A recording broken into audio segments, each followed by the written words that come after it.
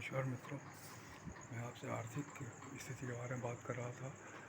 आर्थिक स्थिति के बारे में मैं यही बता रहा हूँ कि हमें एक तो पैसा कमाने की तरीके को समझना है कि हम किस तरह से पैसा कमा रहे हैं। पैसा हमारे कमाने का तरीका है मेहनत करके पैसा कमाना, समय दे के पैसा कमाना, काम करके पैसा कमाना। दूसरा, उसका उपयोगिता क्या है, उसको हमें कैसे उपयोग करते हैं। जो भी हमको पैसे मिलते हैं उसको हम खर्च करते हैं या फिर निवेश करते हैं। दो ही हिस्सा होता है। खर्च करने का मतलब कि हम अपनी ज़रूरत के सामान खरीदते हैं मार्केट से और उसमें पैसे हमारे खर्च होते हैं। दूसरा, कुछ पैसे हम निवेश करते हैं, पोस्ट ऑफिस, बैंक या अन्य वित्तीय संस्थाओं में हम पैसे को जमा करते हैं जहाँ से हमें कुछ लाभ मिलता है। तो आमदनी के दो पार्ट हो गए, एक खर्चा और एक दूसरा निवेश। तो खर्चा मतलब क्या हुआ कि एक बार जब हमने खर्चा कर दिया वो खर्चा हो गया, और निवेश मतलब हमने जो खर्चा किया उसमें से कुछ पैसे हमको वापस मिल रहे हैं, रिटर्न मिल रहा है। इसलिए निवेश और खर्च दोनों हमको समझना है। उसी तरह से संपत्ति और दायित्व भी हमको समझना है। संपत्ति क्या होती है, दायित्व क्या होता है। संपत्ति वो होता है जो ऐसी चीज़ हम खरीदते हैं जिसमें कि हमको लाभ होता है। लाभ का मतलब कि वहाँ से हमको पैसे मिलते हैं। जैसे हमने कोई चीज़ खरीदी, उसके एवज में हमको कुछ पैसे मिलने लगे, तो वो संपत्ति के श्रेणी में आता है।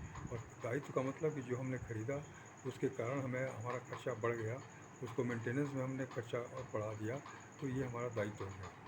तो ये हमें फ़र्क समझना है कि जो हम चीज़ खरीद रहे हैं वो संपत्ति में है कि दायित्व में है। तो हमें हमेशा ये कोशिश करनी है कि चूँकि हमारी आमदनी बधी बढ़ाई होती है, तो इसलिए हमको अगर इनकम बढ़ानी है तो हमें निवेश बढ़ाना पड़ेगा और संपत्ति का कॉलम बढ़ाना पड़ेगा।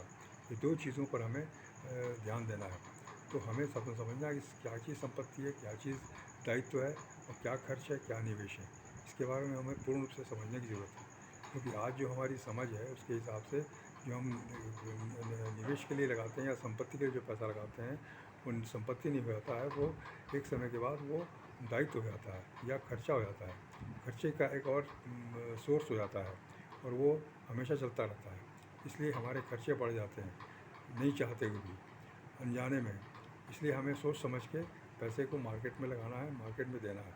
इसी के लिए ये पुस्तकें हैं, rich dad poor dad, cash flow quadrant, business school, 21वीं सदी का व्यवसाय। ये सब पुस्तकें हमको यही बताती हैं कि कैसे हम पैसे का उपयोग कर सकें ताकि पैसा हमारे लिए काम करे। हमको ये कोशिश करनी है कि पैसा हमारे लिए काम करे, पैसे के लिए हम काम ना करें, करें भी तो बहुत कम करें।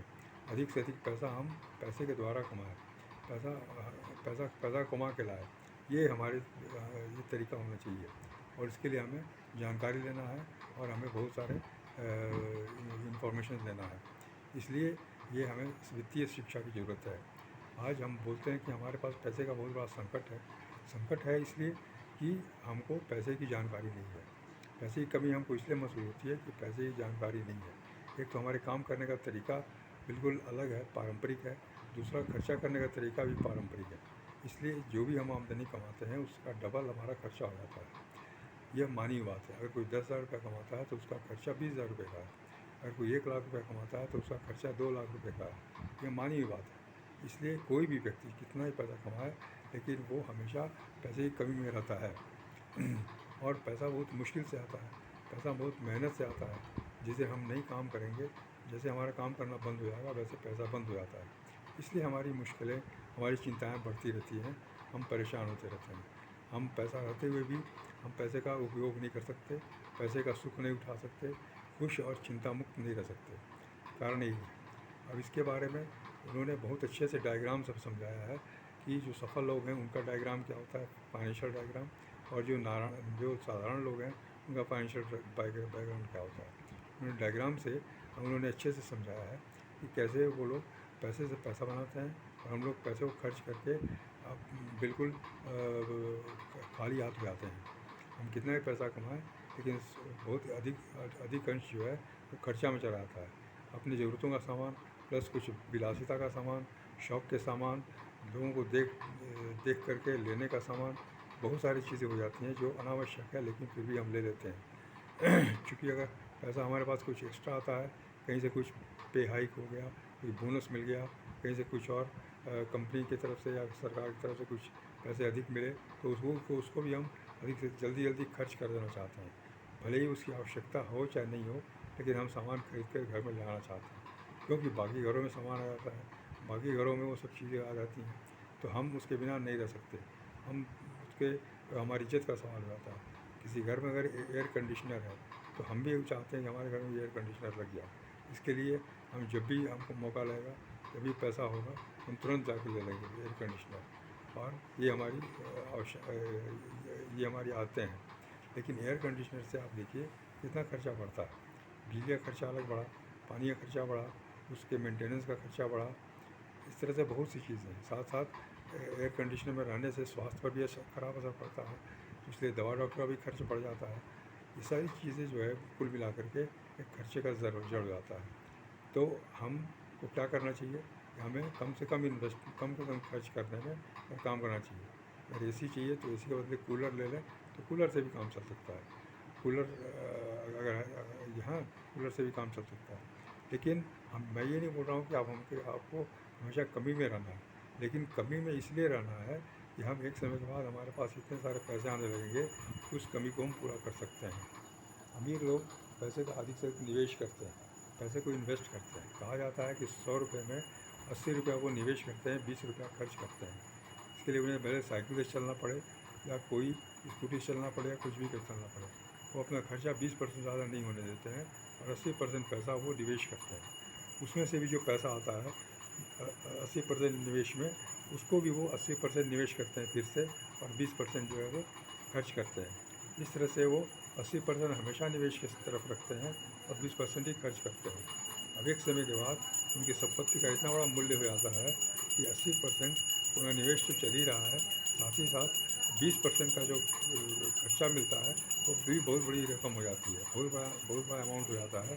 और उसके कारण उसके चलते वो बड़ी से बड़ी चीज़ खरीद सकते हैं, जैसे हवाई जहाज़ भी खरीद सकते हैं। लेकिन वो है 20% में, तो उनकी संपत्ति का वैल्यू बहुत बढ़ गया है। बार बार निवेश करते रहने से संपत्ति का वैल्यूएशन हो जाता है। तो और इसके कारण जो 20% जो पैसा है वो इतना अमाउंट हो जाता है कि उसमें जो चाहे वो खरीद सकते हैं। तो ये उनका काम करने का तरीका है।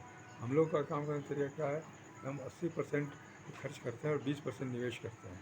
और निवेश भी हम करते हैं कहाँ, बैंक में, पोस्ट ऑफिस में करते हैं, जहाँ की सबसे कम ब्याज मिलता है, सबसे कम रिटर्न मिलता है, और वो महंगाई दर से कम होता है। इसलिए हमारे पैसे का अवमूल्यन होता जाता है और पैसे का वैल्यूएशन कम होता जाता है। जब हम पैसे को 10 साल बाद, 15 साल बाद निकालते हैं तो उस पैसे का और वही कीमत रहती है जो जिसमें हम निवेश किए होते हैं। 10-15 साल पहले की वैल्यूएशन उसका रहता है, इसलिए उसकी ग्रोथ नहीं होती, उसका विकास नहीं होता, उसकी बढ़ोतरी नहीं होती। हमको लगता है कुछ ब्याज मिला हमको, लेकिन वो ब्याज काम नहीं आता, क्योंकि इन्फ्लेशन चलते उसकी वैल्यू ख़त्म हो चुकी रहती है। इसलिए हम जो पारंपरिक रूप से निवेश करते हैं बहुत सुरक्षात्मक ढंग से करते हैं, कोई हम जोखिम नहीं उठाना चाहते, इसलिए हमें हमेशा जो है वो कम से कम लाभ मिलता है और नहीं के बराबर लाभ मिलता है। हमारे पैसे का अवमूल्यन हो रहा है, हमारी जमा पूंजी की वैल्यूएशन घटती आ रही है, इसलिए हमको और परेशानी बढ़ रही है। यही कारण है कि हम जो है चिंतित रहते हैं, परेशान रहते हैं।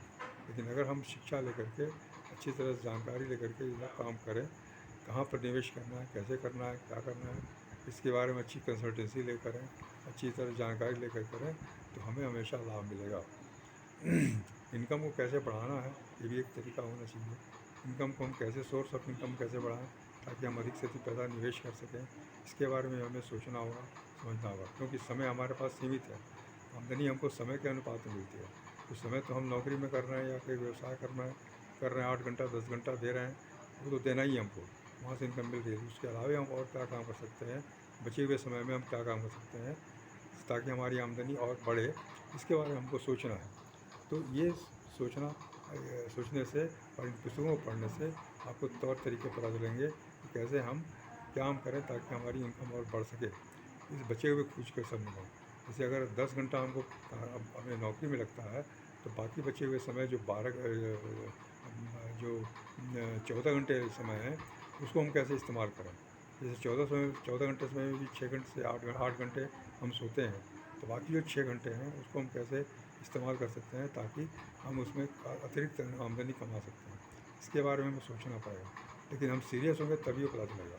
अगर सीरियस नहीं होंगे तो फिर बात आई गई हुई आती है, कोई बताता भी है तो आप समझते नहीं हैं, उसको करते नहीं हैं, बल्कि उसमें दोष निकालते हैं और अपनी दुर्दशा के बारे में बोलते हैं, अपने कंट्रोल के बाहर होने की बात करते हैं। ये गलत है, ऐसी बात नहीं होनी चाहिए। एक इंसान को ऐसी बात नहीं करनी चाहिए, उसको हमेशा आगे बढ़ना है, आगे बढ़ के काम करते रहना है। धन्यवाद, नमस्कार।